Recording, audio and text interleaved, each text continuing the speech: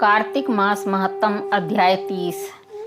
भगवान श्री कृष्णचंद्र जी महाराज ने कहा, हे प्रिय, नारद जी के वचन सुनकर महाराजा पृथु बड़े विस्मित हुए। अंत में उन्होंने नारद जी का पूजन करके उनको विदा किया। इसी कारण माघ, कार्तिक और एकादशी, यह 3 व्रत मुझे अत्यधिक प्रिय हैं। वनस्पतियों में तुलसी, महीनों में कार्तिक, तिथियों में एकादशी और क्षेत्रों में श्री द्वारका जी मुझे बहुत प्रिय हैं।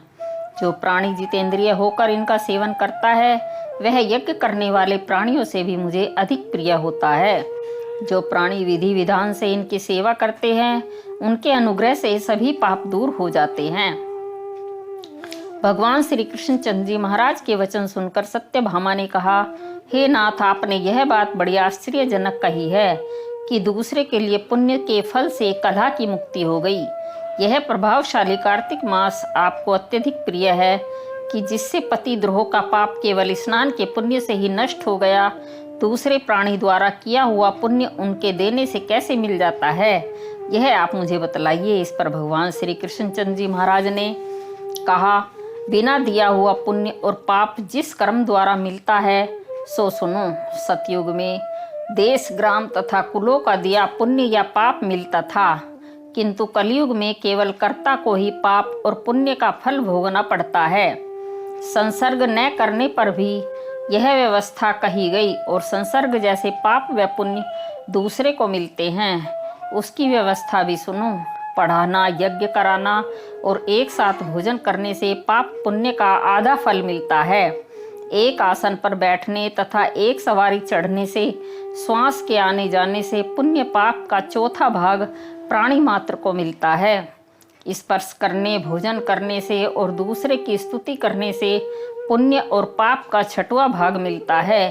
दर्शन करने, सुनने तथा ध्यान करने से मनुष्य को पुण्य और पाप का 10वां अंश मिलता है। दूसरे की निंदा, चुगली और धिक्कार करने से उसका 100वां भाग मिलता है। पुण्य करने वाले मनुष्य की जो कोई सेवा करता है, वह सेवा का भाग लेता है और अपना पुण्य उसे देता है।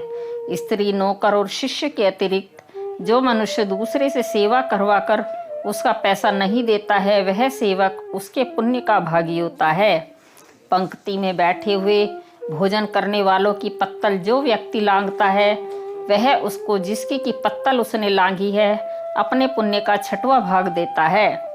स्नान तथा ध्यान आदि करते हुए मनुष्य से जो व्यक्ति बातचीत करता है या उसे स्पर्श करता है, वह अपने पुण्य का 6वां भाग उसे दे डालता है।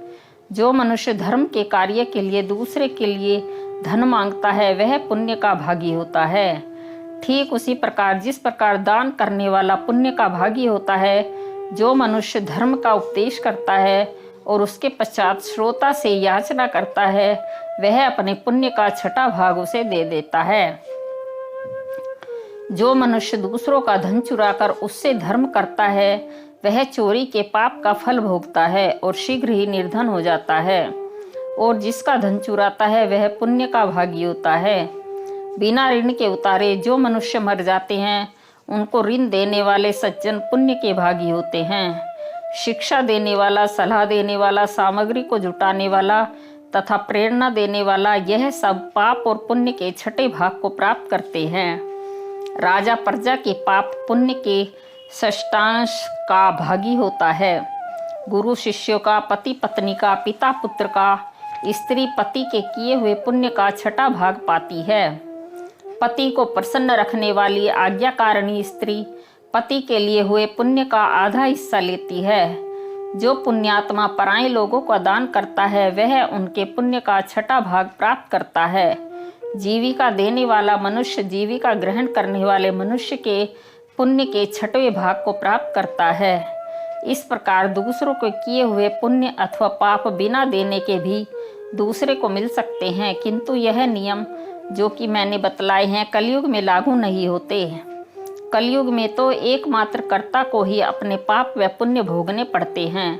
इस संबंध में एक बड़ा पुराना इतिहास जो कि पवित्र भी है और बुद्धि का देने वाला भी कहता हूँ, ध्यान पूर्वक सुनो। बोलो विष्णु भगवान।